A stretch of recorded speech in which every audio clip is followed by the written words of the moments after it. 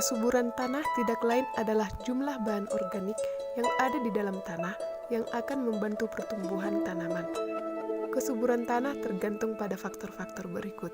Yang pertama yaitu porositas tanah, yang kedua pH tanah, yang ketiga salinitas tanah, dan yang terakhir kehadiran bahan organik. Pentingnya kesuburan tanah yaitu sebagai transfer nutrisi dan mineral ke tanaman, kembangan pertumbuhan tanaman, hasil panen yang baik, dan habitat bagi begitu banyak mikroorganisme. Now, if you're a non-farmer, and maybe even if you're a farmer, you're probably wondering, what are they talking about? How do you know if a soil fertility program is balanced? We want to talk about that a little bit today. Soil pH is just an overall indication that our nutrient balance is off. If our pH is wildly high or low, we've got something wrong there that can... We want it to be in the sixes, just as a general statement. So 6.3 to 6.8 is oftentimes the ideal pH we want, but just in the sixes is pretty good. Other things that you can see out in fields that would lead you to believe you've got a poor balance of fertility in the soil would be standability issues. We saw a lot of fields again this year where we had plants that fields, especially when we look at things like potassium. Yeah, so standability, potassium is BIFE, and that's kind of the old school method, but then there's also base saturation, and what that tells us is the ratio of potassium to Unsur hara yang tergolong unsur hara makro yaitu nitrogen, fosfor, dan kalium. Nitrogen berfungsi untuk merangsang pertumbuhan vegetatif tanaman, berperan dalam pembentukan zat hijau daun yang sangat penting untuk melakukan proses fotosintesis. Unsur hara fosfor berfungsi untuk merangsang pertumbuhan bunga dan pemasakan biji serta buah dan membantu proses asimilasi dan pernapasan tanaman.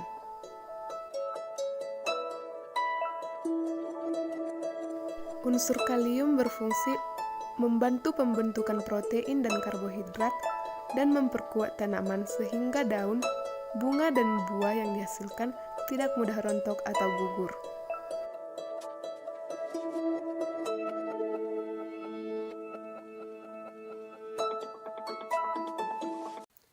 Metode -1 test merupakan salah satu metode evaluasi kesuburan tanah yang menggunakan tanaman indikator, di mana dalam satu polybag diberikan unsur hara yang lengkap, sedangkan pada polybag yang lain dikurangi satu unsur hara. Tujuan dilakukannya praktikum ini yaitu untuk mengetahui status kesuburan tanah dan mampu mengamati gejala defisiensi unsur hara pada tanaman jagung. Percobaan pada praktikum ini menggunakan rancangan acak kelompok non-faktorial dengan 8 perlakuan.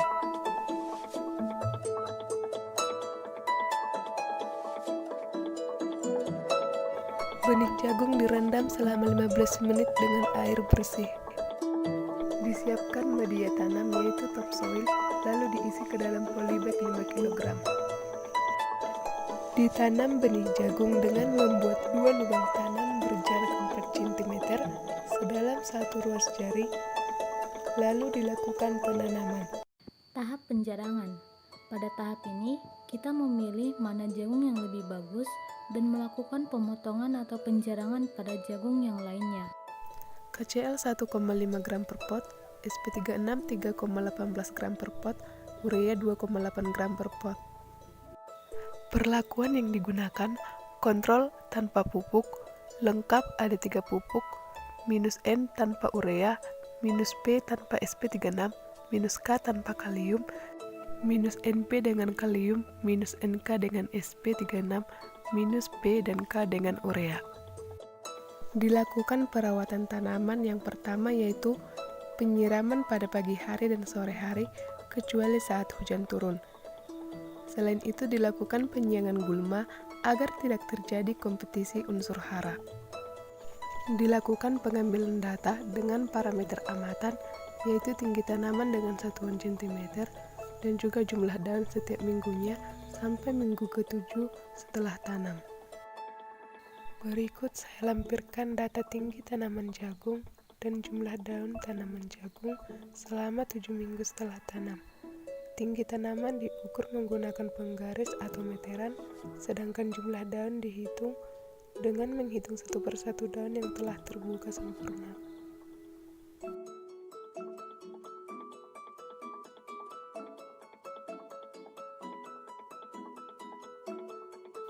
Gejala defisiensi pada tanaman.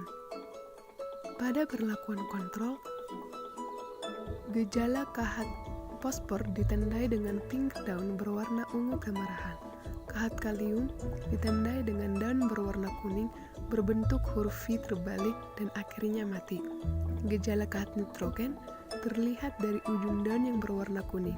Pada perlakuan ini, pertumbuhan tanaman terhambat atau kerdil dengan tinggi tanaman hanya 60,3 cm dengan jumlah daun 4 helai daun. Gejala defisiensi pada tanaman perlakuan lengkap hampir tidak terlihat. Hal ini dikarenakan telah dilakukan pemupukan urea, SP36 dan KCl sehingga daun lebih berwarna cerah, pertumbuhan tanaman cukup baik, batang tidak kurus, daun lebar dan tidak diserang hama atau penyakit. Diperkirakan unsur fosfor dalam SP36 dapat merangsang pertumbuhan akar. Unsur K dari pupuk KCl mampu memperkuat tanaman sehingga tidak mudah roboh. Sedangkan pupuk urea dapat menyehatkan pertumbuhan daun.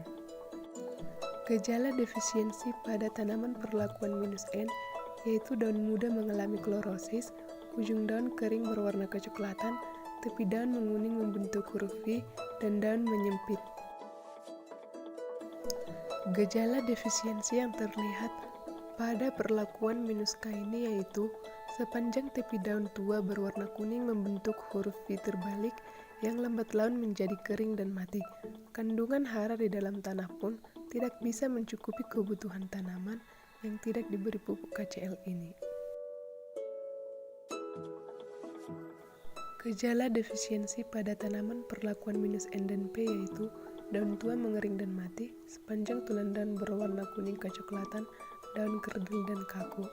Buah yang dihasilkan juga kecil. Pada -NK terlihat daun tua mengeriput dan berwarna kuning. Gejala defisiensi pada tanaman -P dan K terlihat tepi daun ada yang berwarna ungu dan ada yang berwarna kuning.